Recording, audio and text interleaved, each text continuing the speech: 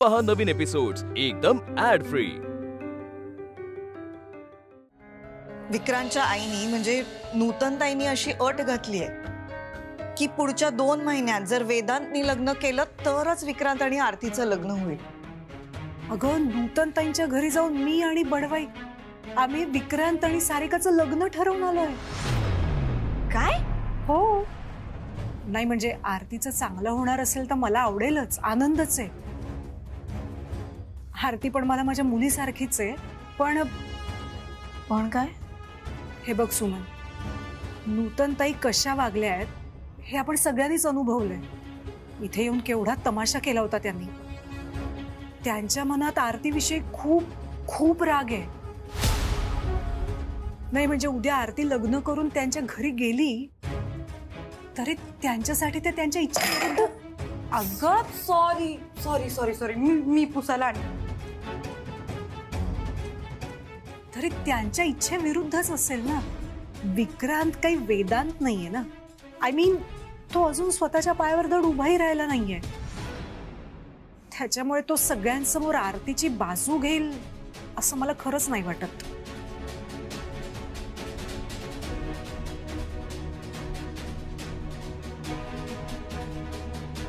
सारिका फारच एकदम कामाला लागली। विक्रांतचं स्थळ आल्यापासून सारिकाला आदर्श गृहिणी बनायचं। हो,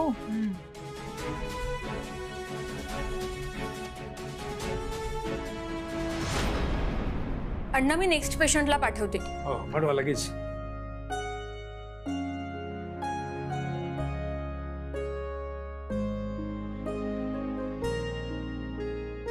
तुंपलवार।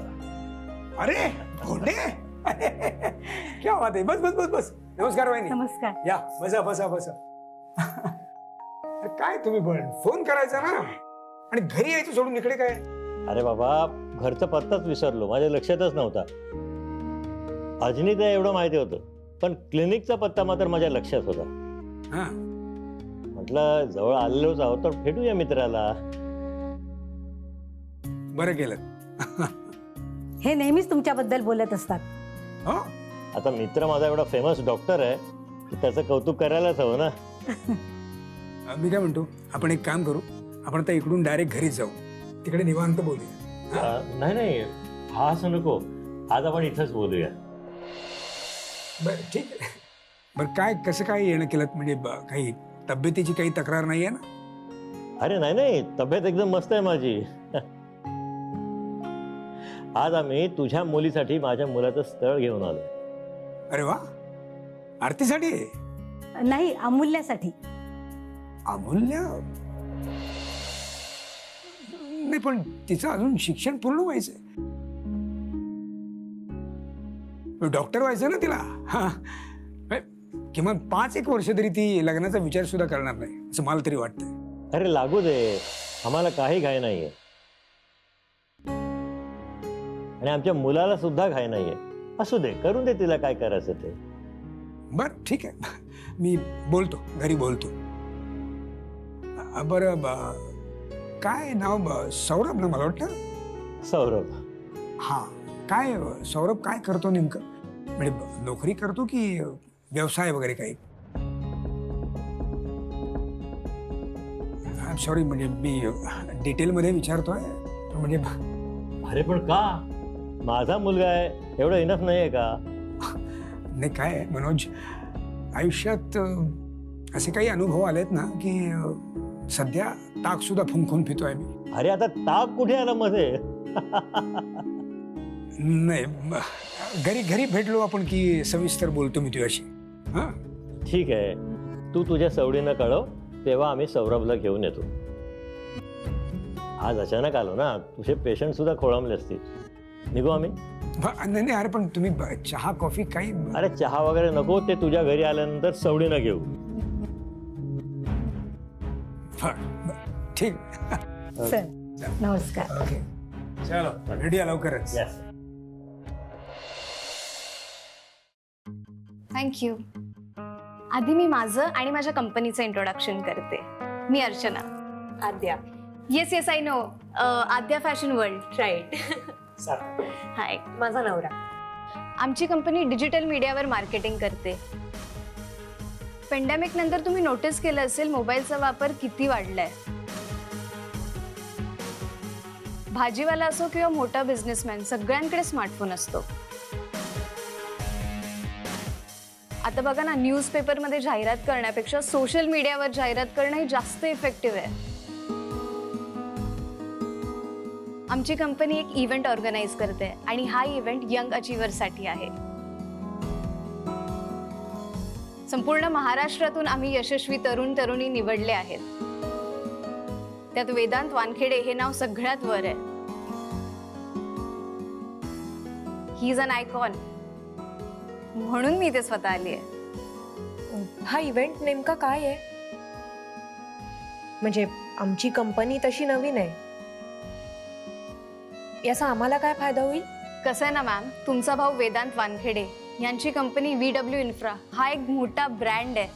याचा फायदा तुम्हाला सुद्धा होईल. कमीत कमी वेळात तुमची कंपनी जास्तीत जास्त लोकांपर्यंत डिजिटल माध्यमातून पोहोचेल.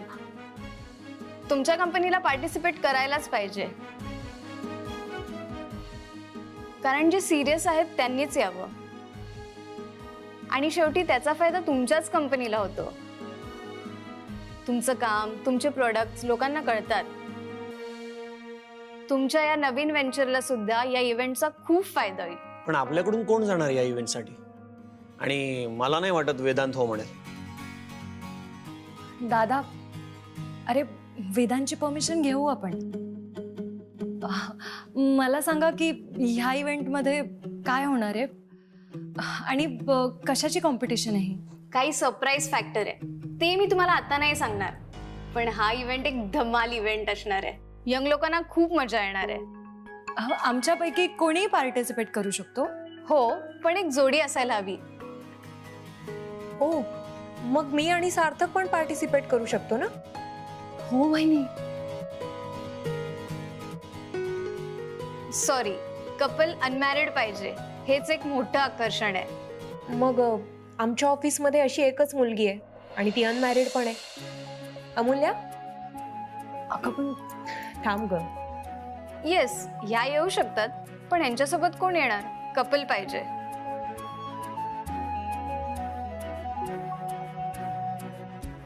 पार्टिसिपंटचे डिटेल्स मी तुम्हाला नंतर पाठवते. मीनवाईल विजय, यांचे जे काही चार्जेस असतील ते प्लीज पे करशील? आधी मी सरांना विचारतो. अरे आमच्या कंपनीमधून दे. ठीक आहे. ओके, इव्हेंटला आल्यावर सगळी प्रोसिजर तुम्हाला समजावून सांगितली जाईल. काही अटी सुद्धा आहेत, काही सरप्राइजेस पण आहेत, ते आम्ही तुम्हाला तिथेच सांगू. ओके, चला येते मी. Nice to meet you. And you too. Nice to meet you. Same here. All the very best. Thank you.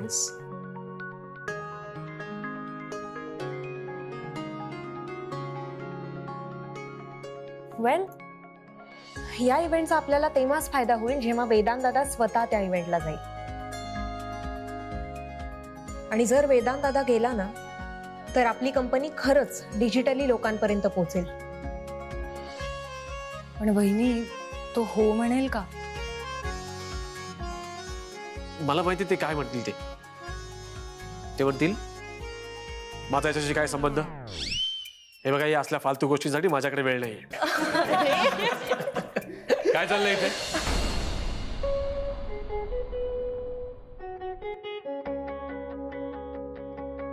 सगळे असे का उभे आहात? सुट्टी दिली मी. मी फक्त म्हटलंय हवंय ते मागा, काम करणं बंद करा असं नाही म्हटलंय. अरे दादा, एका डिजिटल मीडिया कंपनीमधून एक ऑर्गनायझर आली होती. ऑर्गनायझर कशाला? अरे ती डिजिटल मीडियावर प्रमोशनसाठी आली होती.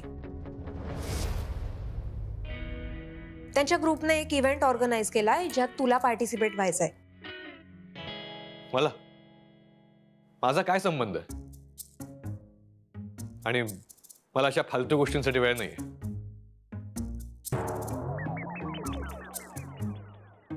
अरे दादा, ऐकून तरी घे.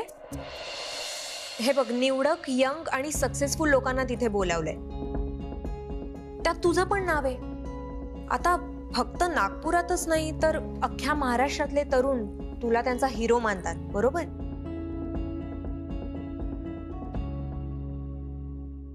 सो तू तिकडे गेलं पाहिजेस आणि त्यानिमित्ताने आमच्याही कंपनीचं प्रमोशन होईल ना.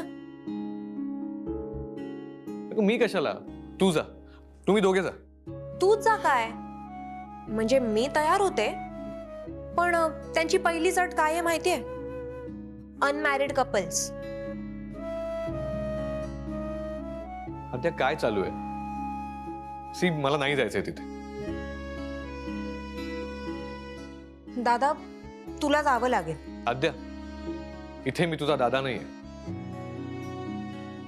बॉस आहे. ठीक आहे, मग तुला दादा म्हणून पण जावं लागेल आणि बॉस म्हणून सुद्धा जावं लागेल. हे नाही, अजिबात नाही.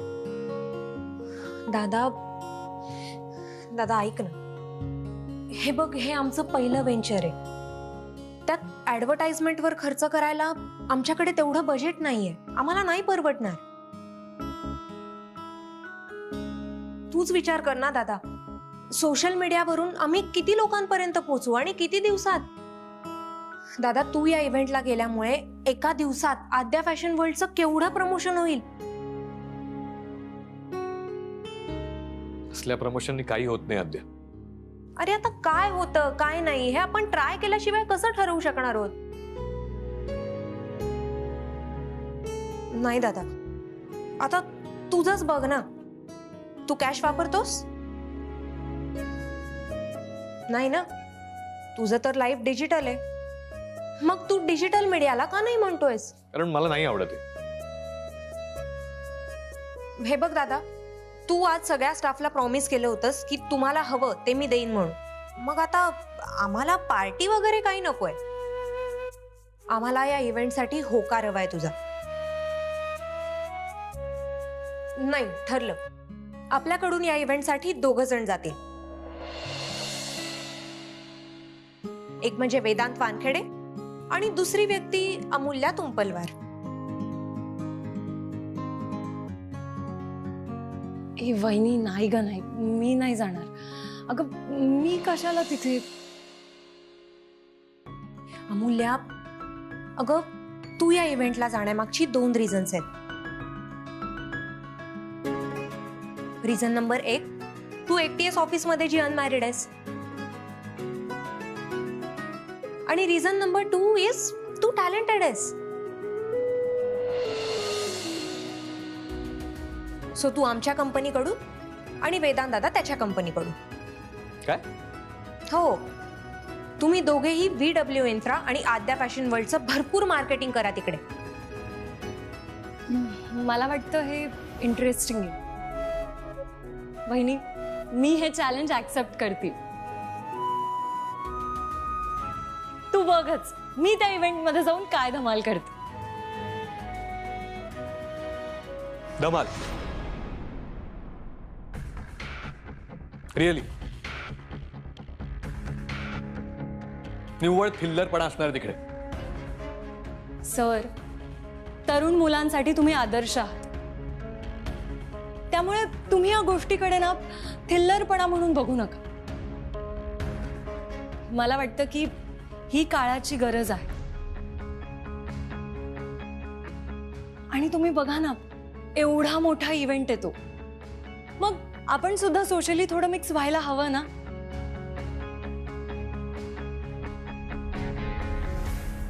असंही आजकाल फक्त काम करून काही होत नाही. म्हणजे लोकांना ना, सक्सेसफुल लोकांना ऐकायला आवडतं. जसं तुम्ही सक्सेसफुल बिझनेसमॅन बद्दल वाचता, अगदी तसं. आणि कोणी सांगावं की कोणाला तुमच्याकडून प्रेरणा मिळेल. आणि सर, आपण वर्षभर काम करतो, मग एखादा दिवस असा विरंगुळ्याचा, आनंद देणारा गेला तर काय हरकत आहे ना.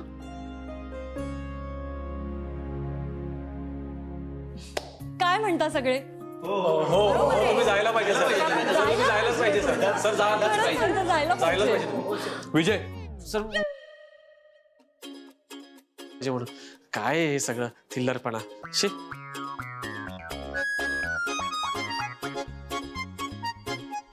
या सगळ्यांना टर्मिनेशन लेटर दे. दादा काय सर यांना सगळ्यांना कामावरून काढून टाकायचं. हो, हे ऑफिसमध्ये असं चालणार असेल ना तर सगळ्यांना टर्मिनेट केलंच पाहिजे. ए दादा काय तू सकाळी प्रॉमिस केलेलं सगळ्या स्टाफला की तुम्हाला जे हवं ते मी देणार म्हणून. मग आता पहा तुझं प्रॉमिस.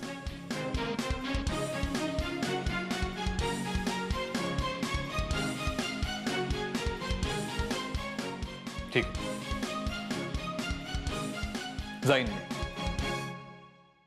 मी नाही, आपण जातो.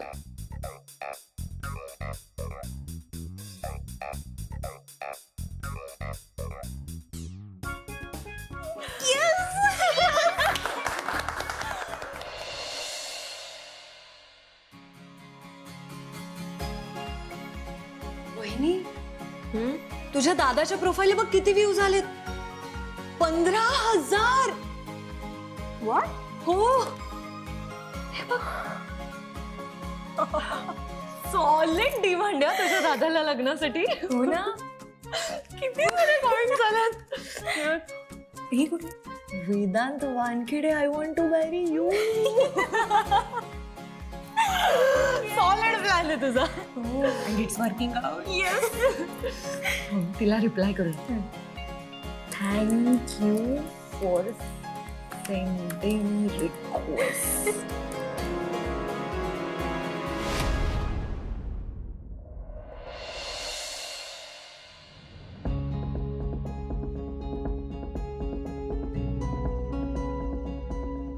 काय नाव काय म्हणाला त्यांचं? मनोज बोंडे. अमूल्यासाठी स्थळ आलंय खरं, पण तिच्या मेडिकलचं काय हो? नाही ते थांबतो म्हणाले. आम्ही वाट बघू असं म्हणाला तो. हो, आणि खरं सांगू का सुमन, आता या लग्नाच्या बाबतीमध्ये ना मी सगळी जातीनं चौकशी केल्याशिवाय पुढे जाणारच नाही. नाही, एकदा आपल्या हातून घोडचूक झाली, आता पुन्हा अशी घोडचूक होता कामा नये. बस.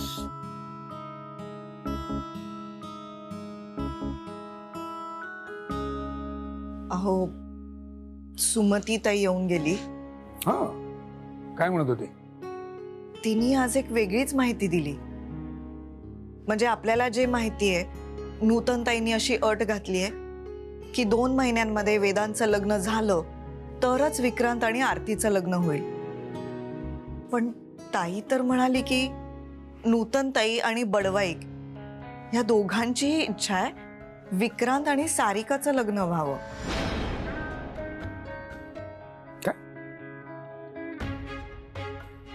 आपली आरती या सगळ्यात भरडली जाईल हो. नाही, पण एका अर्थी या 2 स्थळांची जर सोयरीक झाली तर उत्तमच होईल. हे खरं सांगतो, उत्तमच होईल. कारण दोन्ही अगदी तोलामुलाची स्थळं आहेत ना. हां, पण आपल्यासाठी हे प्रकरण खूप जड जाणार आहे सुमन. खरं सांगतो, त्यापेक्षा मला तरी असं वाटतंय आरतीने स्वतःच्या मनावर दगड ठेवावा आणि या सगळ्यातनं बाजूला व्हावं. खरंच हे असं नियम आणि अटी लादून जोडलेल्या नात्यांमध्ये किती अस्सलपणा असणार आहे, किती खरेपणा असणार. आधीच मनात एवढा कडवटपणा भरलेला आहे. उद्या लग्न होऊन त्या घरी गेल्यानंतर काय तिच्या वाटेला येईल काही सांगता येत आहे का मला सांग. त्यापेक्षा आरतीनं यातनं बाजूला व्हावं.